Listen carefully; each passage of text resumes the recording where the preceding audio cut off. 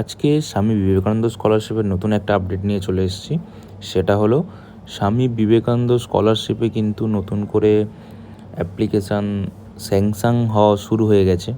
ঠিক আছে, যাদের এখনও পর্যন্ত ফরওয়ার্ডেড বাই HOI অ্যাপ্রুভ হয়েছিল তাদের অ্যাপ্লিকেশানগুলো কিন্তু স্যাংশনড হচ্ছে।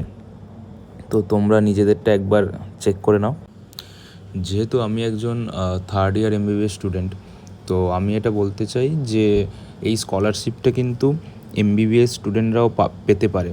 ঠিক আছে, কিন্তু তার জন্য তাদেরকে কিছু ক্রাইটেরিয়া ফুলফিল করতে হবে। লাইক সে ওয়েস্ট বেঙ্গল বোর্ডের স্টুডেন্ট হতে হবে, তার প্রতিটা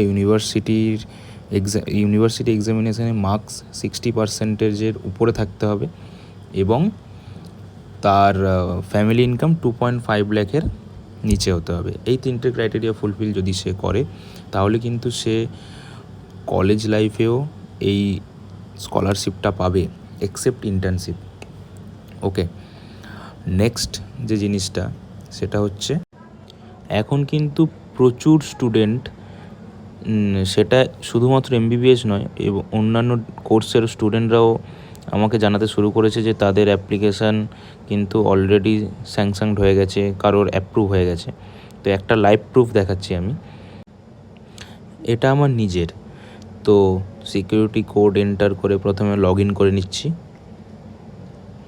এখানে দেখো আমি কিন্তু 29/4/2025 প্রথম অ্যাপ্লিকেশান আমার ফরওয়ার্ডেড বাই HOI হয়, তারপরে অ্যাপ্রুভ হয় 5/5/2025।